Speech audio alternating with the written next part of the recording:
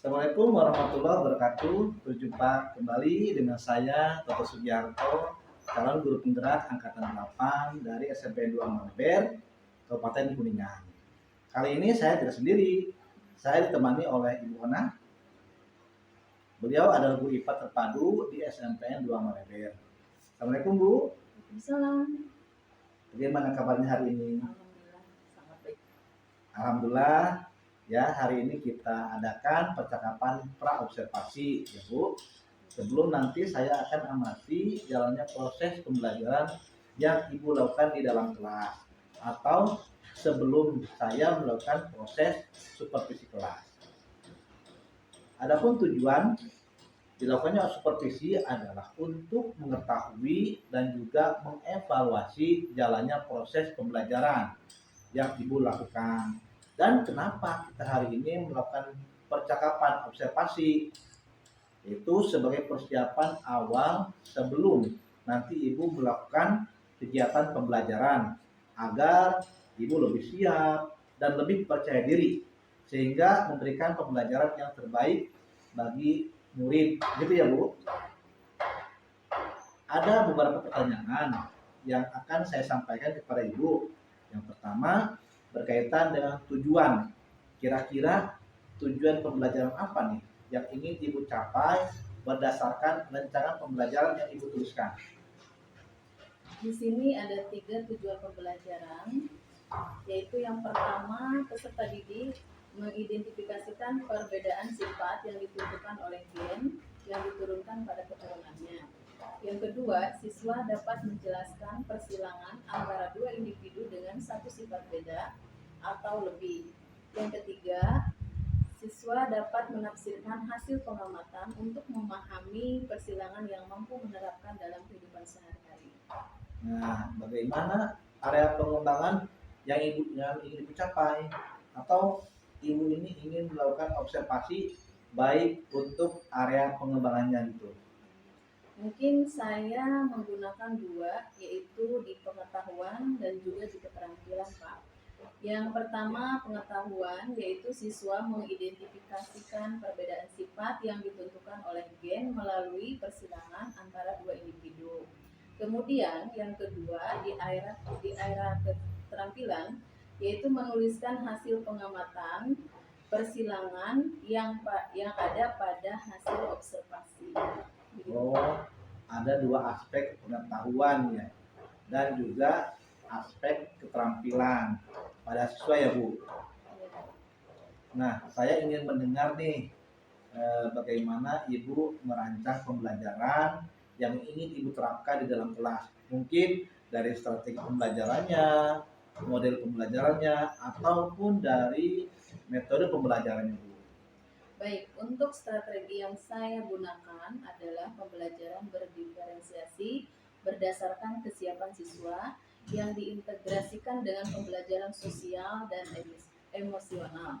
Kemudian, saya akan melakukan pembagian kelompok sesuai dengan kemampuan keterampilan dan keaktifan siswanya dan untuk model menggunakan adalah modelnya pembelajaran berbasis masalah atau problem based learning. Untuk metodenya mungkin saya menggunakan diskusi kelompok, tanya jawab, dan juga penugasan. Oh iya, bagus sekali Bu. Kemudian Ibu akan menerapkan di kelas itu dengan menggunakan strategi pembelajaran berdiferensiasi yang diintegrasikan dengan pembelajaran sosial emosional menggunakan model pembelajaran problem based learning atau PBL, dan juga dengan metode diskusi kelompok, kemudian penugasan ya. Iya, Pak. Nah, bagaimana dengan media pembelajaran yang akan Ibu pergunakan di dalam kelas? Untuk media pembelajaran itu maksudnya. Mungkin saya akan menggunakan beragam materi tentang perbedaan sifat ya Pak. Kemudian LKPD atau lembar kerja, kemudian dibuatkan PowerPoint dan di laptop. Nah, kira-kira kapan nih Ibu akan melakukan kegiatan pembelajaran tersebut? Di hari apa, di kelas berapa, dan juga jam berapa Bu? Karena kebetulan saya ada jadwal di hari Sabtu ya, jam ke-1 dan jam kedua di kelas 9 apa. Jadi nanti hari Sabtu depan di kelas 9A jam ke-1 dan kedua saya akan datang kembali ke kelas Ibu ya. Saya akan melakukan observasi kelas, saya akan melihat dan juga mencatat hal-hal apa saja yang terjadi di dalam kelas ya Bu. Kemudian nanti setelah itu Ibu melakukan kegiatan observasi atau pembelajaran di dalam kelas. Kita akan adakan percakapan yang terakhir ya Bu, yaitu percakapan pasca observasi yang nanti akan didampingi oleh pengajar praktik Bapak Idi Rosidi. Ya, kira-kira kapan nih Ibu akan melakukan kegiatan pembelajaran tersebut? Di hari apa? Kemudian di kelas berapa? Dan juga di jam berapa, Bu? Nah, kebetulan saya ada jadwal di hari Sabtu, Pak, jam ke-1 sampai jam kedua di kelas 9A. Oh iya, jadi nanti hari Sabtu depan di kelas 9A, jam ke-1 dan kedua saya akan datang kelas Ibu ya. Saya akan melakukan supervisi kelas, saya akan melihat dan juga mencatat hal-hal apa saja yang terjadi dalam kelas Ibu.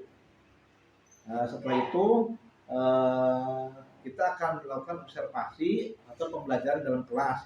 Kita akan adakan percakapan yang terakhir ya Bu, yaitu percakapan pasca observasi yang nanti akan didampingi oleh pengajar praktik yaitu Bapak Idi Rosidi. Baik Bu, sebelum kita akhiri, kira-kira apa nih yang Ibu dapatkan dari hasil percakapan kita hari ini Bu? Mungkin saya mendapatkan gambaran, kemudian apa yang saya gunakan itu sudah saya persiapkan dari sekarang. Mungkin ya saya memiliki gambaran dari percakapan yang kita lakukan hari ini. Baik, terima kasih Bu nih atas waktunya sudah bersedia berbincang-bincang dengan saya di percakapan pra observasi. Sampai bertemu di kegiatan observasi kelas ya Bu, Sabtu depan ya. Demikian percakapan kita hari ini, sampai bertemu di kegiatan observasi kelas dan juga percakapan pasca observasi. Wassalamualaikum warahmatullahi wabarakatuh. Terima kasih Bu. Assalamualaikum warahmatullahi wabarakatuh.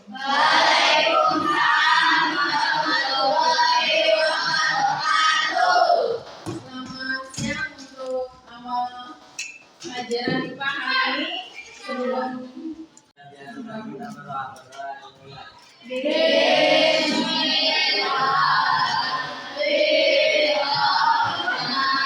menjadi 3 kelompok ya. Yang pertama, ini kelompok pertama adalah kelompok yang menggunakan pembelajaran audio visual, yaitu menggunakan tab ya. Tab. Terus kelompok yang kedua itu adalah kelompok pembelajaran yang menggunakan teks prosedur atau pembelajaran konten. Terus yang ketiga kelompoknya itu pembelajaran menggunakan praktik dalam perubahan wujud. Ya, 3 kelompok ini akan belajar secara beda-beda. Itu namanya pembelajaran diferensiasi. Nah, sekarang kalian buka materi perubahan wujud zat yang perubahan kimia dan fisikanya. Materinya. Perkenalkan, saya Moda dari kelompok 3 akan menjelaskan tentang perubahan kimia dan fisika. Ini adalah contoh perubahan kimia fisika. Kertas dibakar akan berubah warnanya menjadi hitam. Disitulah contoh perubahan zat kimia. Dan ini adalah contoh perubahan fisika. Ketika es batu didiamkan, maka akan mencair. Hanya perubahan bentuk, tidak menghasilkan zat baru. Sekian, wassalamualaikum warahmatullahi wabarakatuh.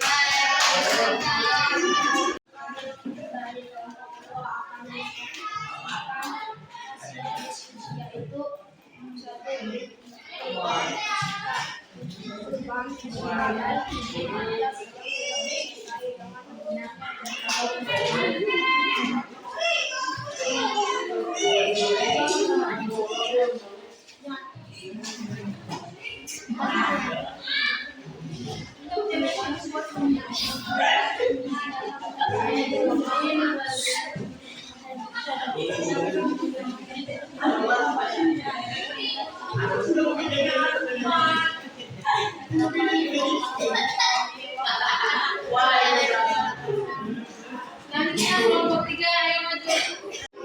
Setelah saya menyimak materi tentang perubahan fisika dan kimia, saya paham bahwa perubahan tersebut terdapat perbedaan, yaitu perubahan fisika adalah perubahan yang tidak menghasilkan zat baru, hanya berhenti, sedangkan perubahan kimia adalah perubahan zat yang menghasilkan zat baru. Contoh perubahan fisika yaitu pencairan yang baru menjadi air. Contoh perubahan kimia yaitu air yang membakar akan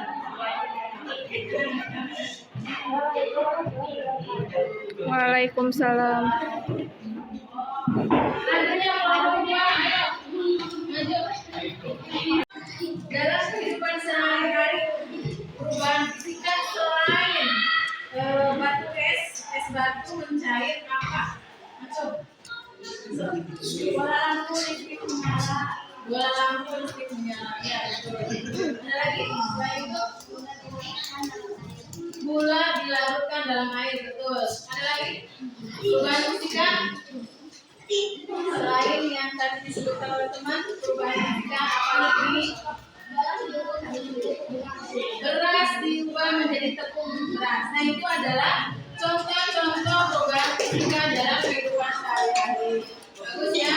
Nah, sekarang pertanyaan kedua. Perubahan kimia adalah perubahan Cung. Siapa? So, siapa ini? Perubahan kimia itu apa?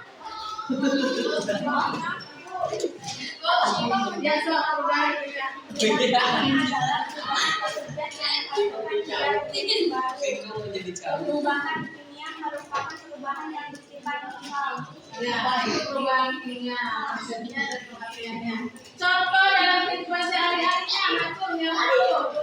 Nah, yang mana? Laki-laki. Contoh perubahan kimia, sebutkan. Satu aja, satu. Susu diubah menjadi keju. Susu menjadi Keju. keju. Susu berubah menjadi keju, yaitu perubahan kimia. Karena ada yang baru. Singkong menjadi tapai. Betul atau salah? Betul. Apa yang barunya dari situ? Zat baru dari singkong menjadi tapai itu apa? Ada alkoholnya, ya, ada fermentasi. Itu adalah perubahan kan? Kimia. Perubahan kimia. Nah, itu aja pembelajaran untuk hari ini tentang konsep perubahan fisika dan kimia. Kalian alhamdulillah sudah paham, sudah memahami perbedaannya. Kita tutup ya dengan assalamualaikum warahmatullahi wabarakatuh.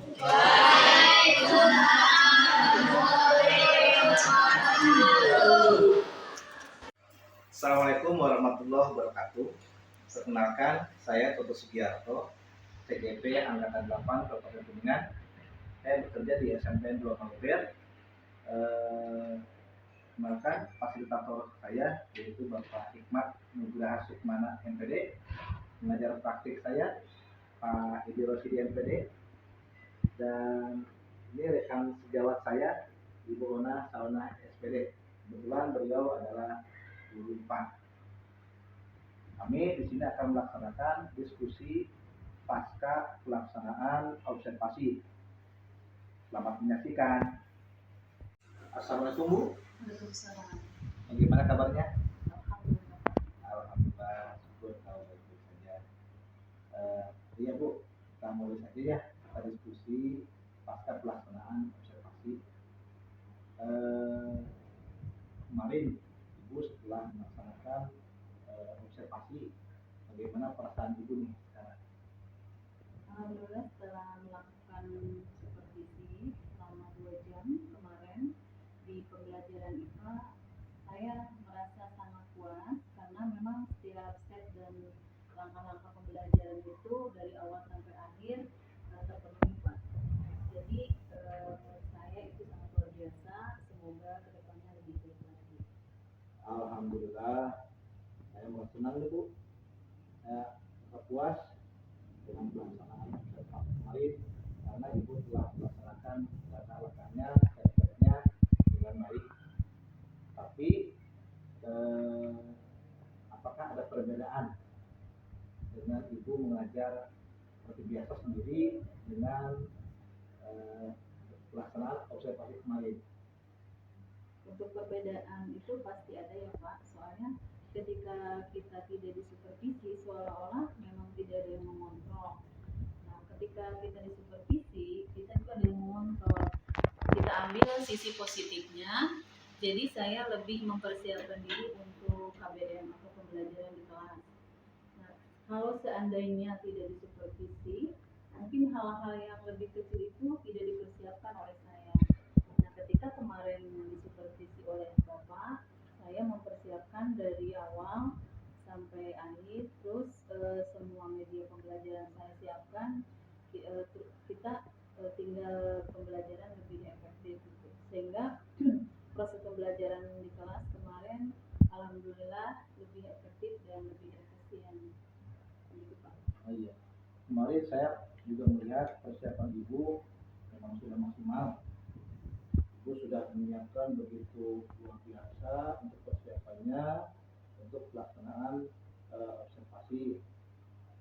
Ibu sudah melaksanakan betul-betul dengan baik dan berjalan dengan lancar. Menurut Ibu nih, pada saat supervisi ada kendala nggak yang ditemukan pada proses pelaksanaan observasi itu? Kemarin dalam proses pembelajaran untuk kendala mungkin menurut saya sendiri tidak ada ya Pak, karena saya menggunakan pembelajaran diferensiasi dengan membuat 3 kelompok belajar. Kelompok pertama belajar menggunakan Smart Edu digital, terus kelompok kedua belajar dengan menggunakan konten konsep yang menggunakan bentuk paket, terus kelompok ketiga belajar dengan praktek menggunakan alat dan bahan yang seadanya. Materi perbedaan zat, wujud zat untuk kelas 7. Nah, setelah pembelajaran berlangsung selama beberapa menit, alhamdulillah siswa dapat memahami materi pembelajaran setelah mereka belajar dengan kelompoknya masing-masing.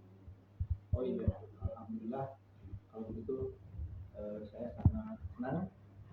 Bagus kalau begitu, kedepannya agar Ibu bisa tingkatkan lagi media prakteknya, karena saya perhatikan alat dan bahan yang digunakan kemarin itu ya sangat sedikit Bu ya, dan Ibu bisa membuat media-media yang lain untuk menunjang pembelajaran.